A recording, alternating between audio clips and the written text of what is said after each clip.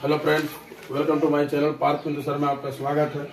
आज हम लोग 10th में इलेक्ट्रिक चैप्टर विद्युत से पढ़ने जा रहे हैं। सबसे पहले परिभाषा में विद्युत क्या है, उसके बाद जानेंगे कि विद्युत कौन सा पदार्थ में प्रवाहित होता है और विद्युत प्रवाहित होने का मतलब आवेश प्रवाहित होना, और कौन सा पदार्थ में होता है प्रवाहित और कौन सा पदार्थ में नहीं होता है उसके बारे में जानेंगे। और आवेश प्रवाहित होता है तो वह उसको क्या कहते हैं उसके बारे में जानेंगे। चलिए स्टार्ट करते हैं। पहले समझेंगे पहले विद्युत कहने के मतलब किसी भी पदार्थ से अगर आवेश प्रवाह हो रहा है और उसके प्रवाह से अगर ऊर्जा उत्पन्न होता है तो उसको क्या कहते हैं, विद्युत कहते हैं। अब जैसे कोई आदमी खाता है, खाना खाता है, तो खाना खाने के बाद उससे क्या उत्पन्न होगा, ऊर्जा उत्पन्न होगा। तो ऊर्जा उत्पन्न होगा तो उसी को कहता है खाना मेरा क्या हो गया, आवेश। आवेश हुआ और उससे उत्पन्न हुआ क्या हुआ, ऊर्जा। उसी प्रकार यहाँ विद्युत है कि किसी चालक में, चालक आने का मतलब जिसमें करंट पास होगा, समझ रहे मेरे बात को। किसी चालक में विद्युत आवेश के प्रवाह से उत्पन्न हुई ऊर्जा को विद्युत कहते हैं। किसी चालक में विद्युत आवेशों के प्रवाह से मतलब बहने की प्रवाह, मतलब आवेश प्रवाह मतलब आवेश का प्रवाह मतलब बहना, उसके से उत्पन्न ऊर्जा को क्या कहते हैं, विद्युत कहते हैं।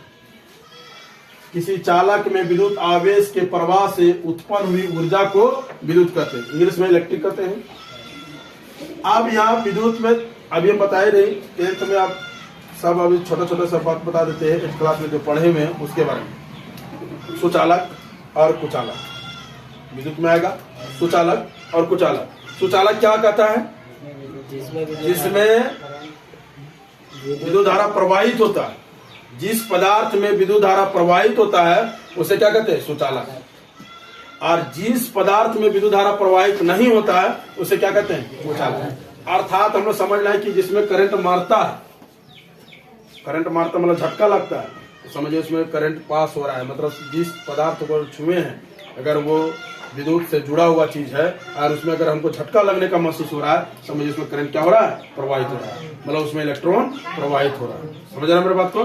तो तब उसमें समझ रहे हैं विद्युत धारा प्रवाहित हो रहा है, तो वो क्या है, विद्युत का सुचालक है।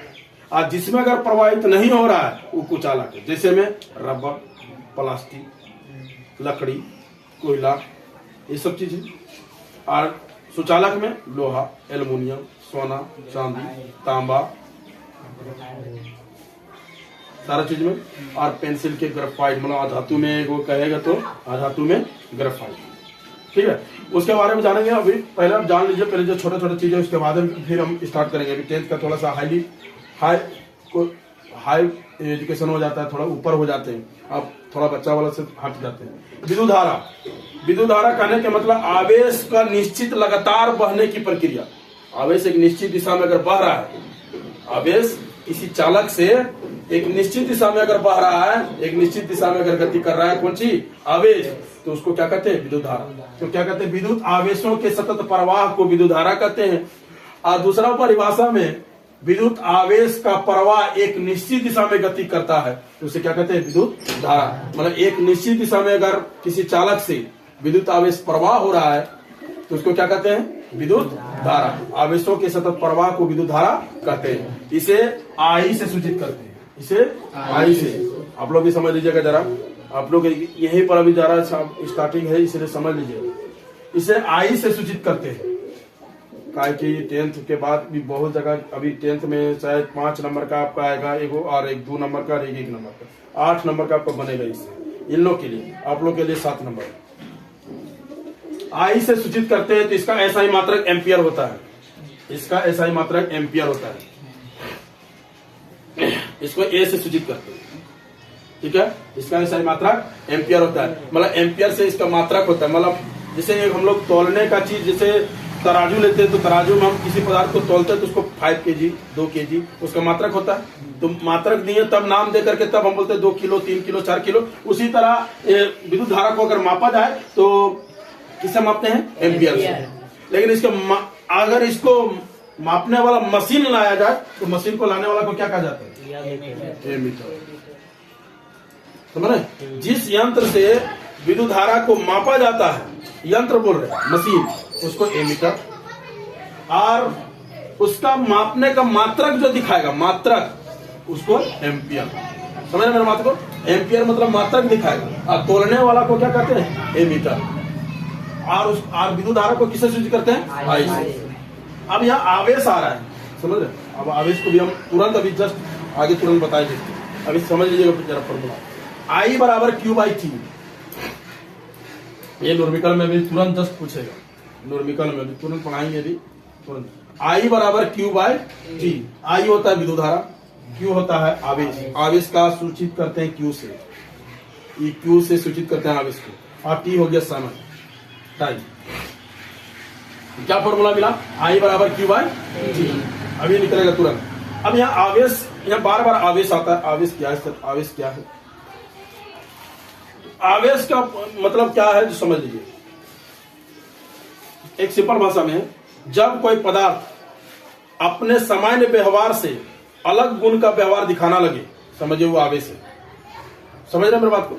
जब कोई पदार्थ अपने सामान्य व्यवहार से अलग व्यवहार का गुण दिखाने लगा, कि अलग व्यवहार का प्रयोग दिखाना शुरू कर दे, उसको आवेश कहता है। बोले सर क्या व्यवहार समझ में नहीं आ रहा जरा।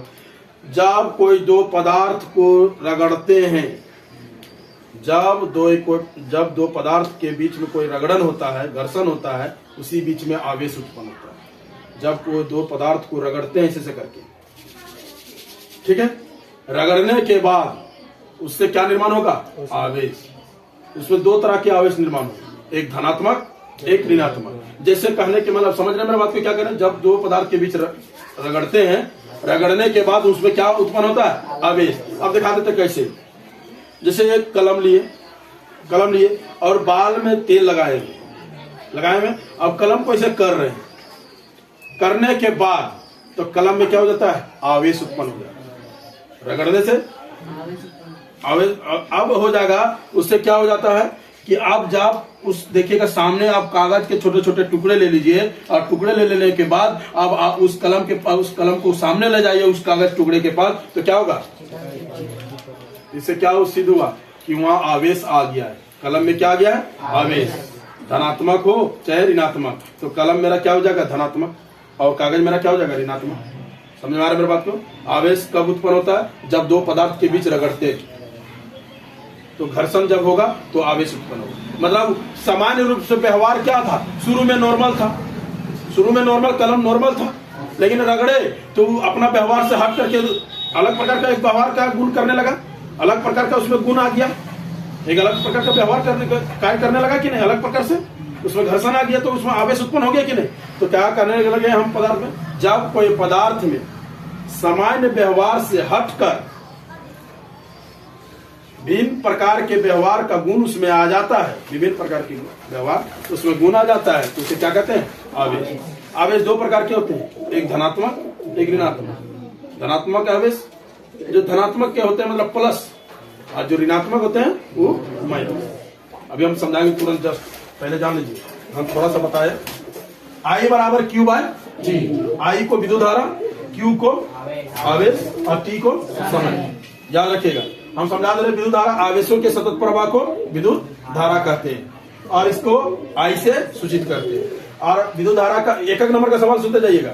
विद्युत धारा का एसआई मात्रक एम्पियर, और इसको मापा जाता है एमीटर से, ठीक है। आवेश, चलिए पहले आवेश जान लेते हैं। अभी हम तुरंत बताया जो विद्युत धारा में कि फॉर्मूला आई बराबर क्यू बाई टी, तो क्यू वहां पूछ सकता है, क्यू आवेश है, तो आवेश किसे कहते हैं उसके बारे में जानिए। आवेश बोलता है कि जब कोई भी पदार्थ में अपने सामान्य व्यवहार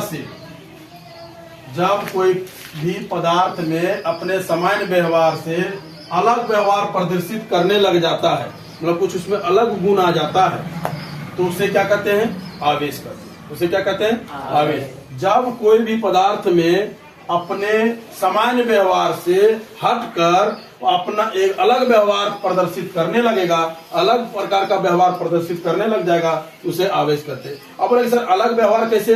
जैसे अभी हम बताए कि दो पदार्थों के बीच अगर रगड़ते हैं तो उसमें घर्षण होता है, घर्षण से क्या निर्माण होता है? आवेश। तो मतलब शुरू में सामान्य व्यवहार था, जब घर्षण हुआ तो उसमें क्या हो गया, एक अलग प्रकार का उसमें व्यवहार आ गया, उसमें अलग प्रकार का एक गुण आ गया। उसको क्या कहेंगे, आवेश। आवेश को Q से सूचित करते हैं, आवेश को Q से सूचित करते हैं, और इसका ऐसा ही मात्रक कूलाम होता है। कूलाम को C से सूचित करते हैं, कूलाम को C से सूचित करते हैं। तो यहाँ बोलते हैं, और विद्युत धारा में इलेक्ट्रॉन प्रवाहित होता है, उसी तरह जानेंगे इलेक्ट्रॉन जब प्रवाहित होगा तो उसमें आवेश जरूर होगा, आवेश होगा तो उसका मतलब कूलाम उसमें जरूर होगा। समझ रहे हैं मेरी बात को, कि जब कोई पदार्थ में विद्युत धारा प्रवाहित हो रहा है तो उसमें समझिए इलेक्ट्रॉन प्रवाहित हो रहा है। अगर इलेक्ट्रॉन प्रवाहित हो रहा है तो उसमें समझिए आवेश भी है, आवेश भी है, धनात्मक हो और ऋणात्मक दोनों हो। अब आवेश जब उत्पन्न होगा तो समझिए उसमें कूलाम भी होगा, कूलाम होगा। तो उसी से एक फॉर्मूला निकला, मतलब एक मात्रक निकला उसका, एक इलेक्ट्रॉन बराबर 1.6 इंटू 10⁻⁻19 कूलाम, और एक कूलाम बराबर 6 इंटू 10⁻18 इलेक्ट्रॉन।